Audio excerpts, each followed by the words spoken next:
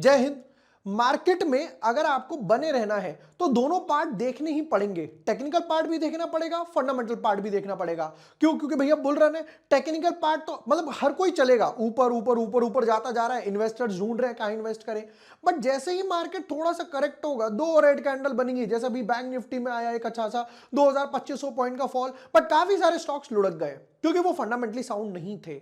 इसलिए आप कभी भी किसी भी स्टॉक में शॉर्ट टर्म करो, मिड टर्म करो, इन्वेस्ट करो, एक बार फंडामेंटल पर नजर मार लो, जैसा हम हर बार अपने वीडियोस में डिस्कस करते हैं। Hi everyone, my name is Vibhor Washne, I am a SEBI registered research analyst. मजे की बात यह है कि मैंने 2 साल पहले एक वीडियो डाला था धनलक्ष्मी बैंक पे, कुछ 15 रुपए के आसपास। लोग कहने लगे ये बेकार बैंक है, क्या चलेगा, ये वो, क्या बढ़िया फैबुलस रिजल्ट्स प्रोड्यूस कर रहा है। और अब वो 45 तक के लेवल पर आ गया, ऑलमोस्ट ट्रिपल हो गया वहां से, उस लेवल से। फिर उसके बाद धीरे धीरे मैंने पीएनबी भी डाला था 37 पे, ट्विटर पे और टेलीग्राम वगैरह पर। तब भी मैंने यही चीज बोली थी कि टाइम लगता है, टाइम लगता है। आप ये मत एक्सपेक्ट करो कि 37 रुपए का स्टॉक मैं आज दे रहा हूं तो कल ही वो 100 हो जाएगा, अगले हफ्ते हो जाएगा, अगले महीने हो जाएगा। अरे भाई आरओआई देखो कितना बड़ा जनरेट करके दे रहा है।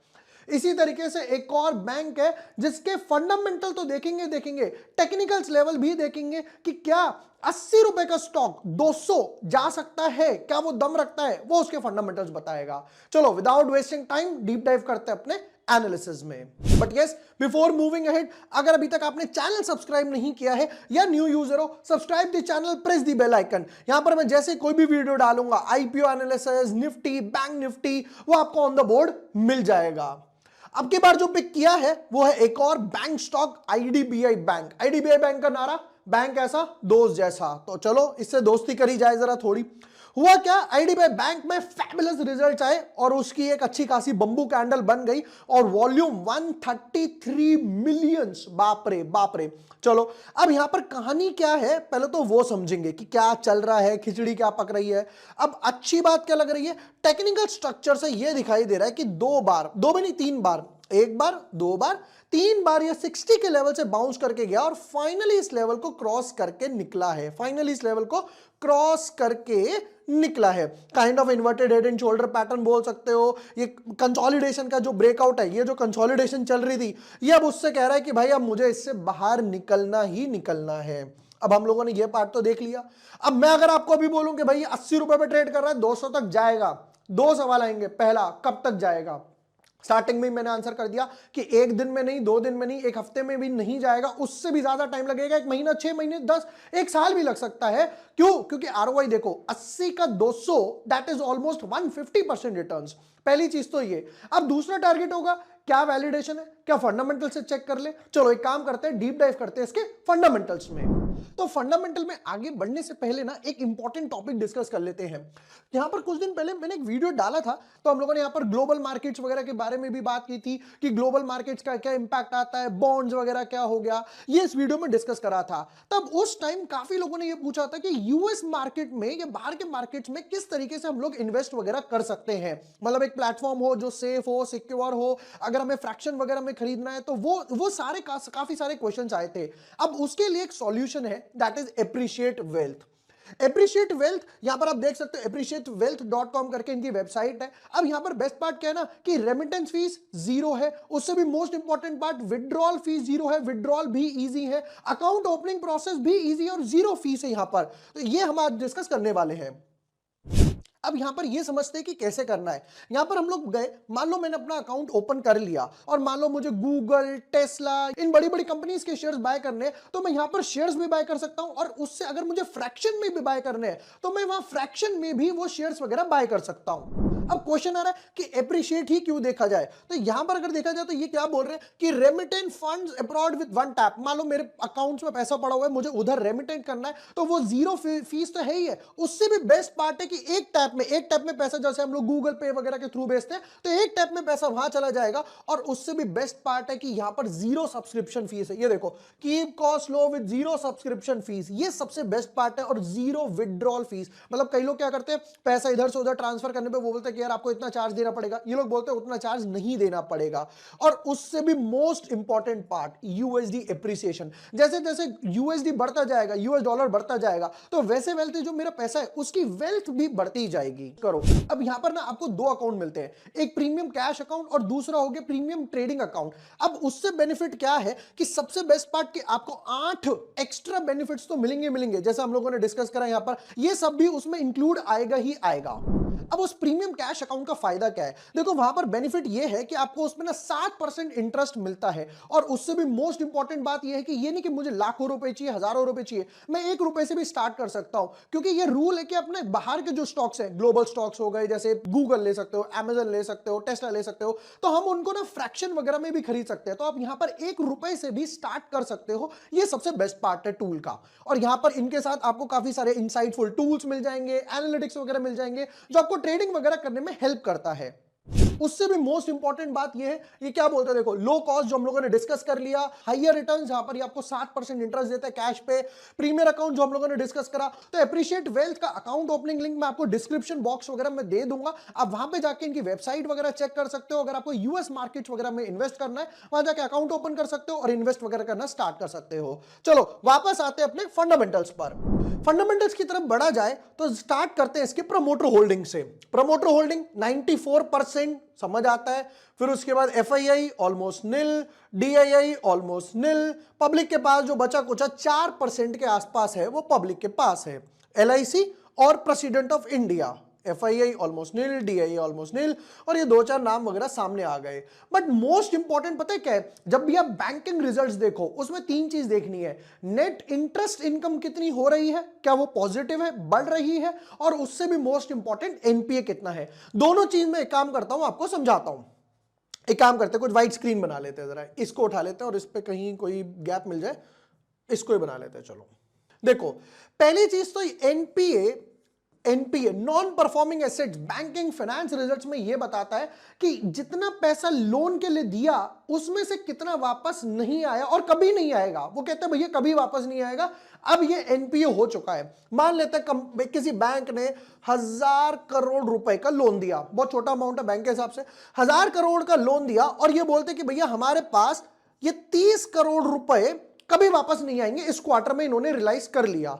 तो यहां पर एनपीए कितना हो गया, 3% के आसपास। ये जितना नंबर कम होगा उतना बढ़िया है। क्यों? क्योंकि ये पैसा तो डूब गया, ये पैसा तो कभी वापस नहीं आएगा। तो बैंक्स के जितने एनपीए कम होते जाएंगे उतना बढ़िया है। पहली चीज तो ये नोट करो। दूसरी चीज एनआईआई जो बैंक्स के रिजल्ट्स में होता है, नेट इंटरेस्ट इनकम, मतलब वो पैसा जो इन्होंने लोन्स पे इंटरेस्ट इनकम कमाई किस पे, लोन्स पे। बैंक का काम क्या है, वो लोन देगा, उस पे इंटरेस्ट मिलेगी, वो क्या है, बैंक की इनकम है, माइनस जो बैंक्स ने इंटरेस्ट दिया किस पे, डिपॉजिट्स वगैरह पे, एफडी पे जाता है, सेविंग्स वगैरह पे जाता है। तो ये असली बैंक की कमाई है ना, वो बढ़ती रहनी चाहिए। ये 2 चीज हमेशा बैंक के रिजल्ट्स में आपको नोट करनी है। तो एक काम करते हैं, बैंक्स के रिजल्ट की बात हो रही है तो इसके रिजल्ट नोट ही कर लेते हैं। दिसंबर के रिजल्ट्स भी आ गए जो यहां पर चार्ट पे रिफ्लेक्ट कर रहे हैं। बट क्या चार्ट पे ये जो बंबू कैंडल बनी है वो सस्टेन करेगी नहीं करेगी, वो रिजल्ट्स बताएगा। शुरू करते हैं जरा। तो बैंक की यहां पर इंटरेस्ट अर्न्ड ये वाली है, इन्होंने सारा यहां पर मेंशन कर रखा है, इन्वेस्टमेंट पे कितना आया, इस पे कितना आया, इंटरेस्ट ये वो, अदर इनकम ये वो, एक्सपेंडिचर, कंपनी के एक्सपेंडिचर कितने हो रहे हैं, उसमें से एंड में बचता कितना है वो है प्रॉफिट, यानी कि ये वाला कॉलम, नेट प्रॉफिट और लॉस फॉर द पीरियड। समझते हैं, 927 करोड़ का हुआ प्रॉफिट, बहुत बढ़िया। जंप हो गया 1133 का, 1200, 1300, 1400।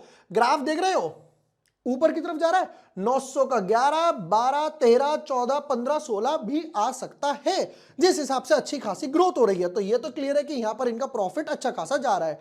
बट उससे भी मोस्ट इंपॉर्टेंट जो इसकी हम बात कर रहे थे, एनपीए, कि कितना पैसा वापस मंगा पा रहे हो, मुझे तो वो बताओ।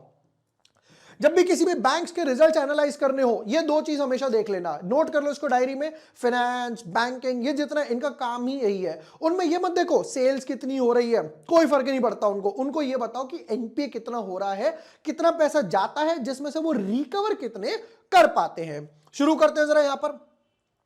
कंपनी के, ये तो ग्रॉस है, ये अमाउंट इन रुपीज है, ये अमाउंट इन परसेंटेज है। हमें किस पे फोकस करना है? हमें इस पे फोकस करना है, यानी हमें फोकस करना है परसेंटेज वाले पे, अमाउंट वाले पे फोकस नहीं करना। देखिए जरा यहां पर 13 कितना बड़ा है, मतलब 100 रुपए देते हैं जिसमें से 13 रुपए वापस नहीं आते। आधा हो गया 6, 5, 4.9, 4.6, इसका ग्राफ देख लो, ड्रॉप हो रहा है, बहुत ही बढ़िया चीज है। नेट एनपीए देखते हैं, 1.0, 0.9, आधा हो गया 0.4, 0.3, 9, 0.3, दोनों बैक टू बैक ड्रॉप हो रहे हैं। तो सबसे अच्छी बात है, एनपीए भी ड्रॉप हो रहे हैं, इंटरेस्ट इनकम भी बढ़ रही है, यानी कि दोनों की दोनों चीज पॉजिटिव है। आ जाते हैं इसके वीकली चार्ट पे। वीकली चार्ट पे जरा चलिए जी, वीकली पहले तो डेली चार्ट का स्ट्रक्चर, फ्लैग ब्रेकआउट है, वॉल्यूम्स भी काफी अच्छे लग रहे हैं, समझ आता है। अब आते हैं जरा इसके वीकली चार्ट पे। ये देखो यहां बन गया मेरा one of my favourite pattern. पहली बात तो काम, जरा ये स्ट्रक्चर देखते हैं। यहां पर 2002 में, ईयर 2002 में 20 रुपए के लेवल से एक अच्छा खासा मूव आया, कहां तक? 200 रुपए तक, ठीक है। 2002 से 2008 तक गया, 6 साल में 10 टाइम्स हो गया। अच्छा, वापस नीचे आ गया। अब 2020 में वापस नीचे आया है। अब जरा स्ट्रक्चर देखते हैं, वीकली चार्ट का स्ट्रक्चर क्या बोलता है? वीकली चार्ट का स्ट्रक्चर मल्टीपल इनसाइड बार बता रहा है, मल्टीपल इनसाइड बार बने हुए यहां पर जिसका ब्रेकआउट आया। उससे भी मोस्ट इंपॉर्टेंट देखना, अब आ जाता हूं मंथली चार्ट पे। मंथली चार्ट पर भी सेम कहानी दोहरा रहा है, दैट इज मल्टीपल इनसाइड बार बने हुए हैं मंथली चार्ट पर, और यहां पर ब्रेकआउट भी आ रहा है, सस्टेन भी कर रहा है। कैंडल 4-5 दिन बाद क्लोज होने वाली है। चार्ट का स्ट्रक्चर अगर कंप्रेस किया जाए तो ये देखना, दिख रहा है धीरे धीरे एक्यूमुलेशन होनी स्टार्ट हुई है, और ये ऊपर की तरफ कुछ इस तरह, one of my favourite pattern round bottom. कोई लोग नीचे पता है वीडियो में कमेंट करते हैं, अरे तुम्हें राउंड बॉटम के अलावा कुछ नहीं आता। मैं प्राउडली बोलता हूं कि हाँ भाई नहीं आता, कोई डर नहीं है। 1 या 2 स्ट्रैटेजी मास्टर करनी है, पर ऐसे मास्टर करनी है कोई तुमसे छीन ना पाए। धनलक्ष्मी बैंक, पीएनबी, उनके बाद अब इसकी बारी है। अब यहां पर क्या हुआ स्ट्रक्चर वो समझ लेते हैं। तो एक काम करते हैं, लेवल्स निकाल लेते हैं। मंथली चार्ट में अगर स्टॉप लॉस रखना चाहो तो यहां रख सकते हो, समवॉट अराउंड 60, राउंड ऑफ कर दूं तो 55 रख लो, थोड़ा सा बफर रख लेते हैं वोलेटिलिटी की वजह से। उसके बाद का स्ट्रक्चर जो चार्ट में पहला लेवल निकल कर आएगा वो ये 120, दूसरा लेवल निकल कर आएगा यहां पर 150 के आसपास, और तीसरा लेवल निकल कर आएगा यहां पे 200 का, पूरे राउंड बॉटम के लिए ये स्ट्रक्चर के साथ। बट अगेन देखो टाइम लगेगा। यहां पर आप एक्सपेक्ट करो 80 रुपए का स्टॉक कल मैं आंख खोलूं उठूं ओहो ये हो जाए, ये डेफिनेटली पॉसिबल नहीं है, टाइम लगेगा। फंडामेंटल्स इंप्रूव हो रहे हैं, और थोड़े से एनपीए नीचे आते हैं, और थोड़े से एनपीए नीचे आते हैं, तो स्टॉक में डेफिनेटली अच्छा खासा मूव आएगा, डेफिनेटली अच्छा खासा मूव आएगा। ये थे IDBI bank K techno fund analysis, जहां पे फंडामेंटल पार्ट भी दिखाया मैंने, टेक्निकल पार्ट भी दिखाया, और ये भी हम लोगों ने डिस्कस करा कि अगर कोई किसी को यूएस मार्केट्स वगैरह में इन्वेस्ट करना है तो वो भी कर सकता है। कोई और भी स्टॉक है, वीकेंड वगैरह है, कोई और भी स्टॉक है जिस पे आपको टेक्निकल लेवल्स वगैरह चाहिए, कमेंट सेक्शन में उस स्टॉक का नाम कमेंट कर सकते हो। बट हां, एक चीज मैं आप में से रिक्वेस्ट जरूर करूंगा, अगर मेरे वीडियोस वगैरह पसंद आते हैं तो उनको शेयर कर दिया करो फ्रेंड्स वगैरह के साथ। That's it, thank you for watching the video, lots of love.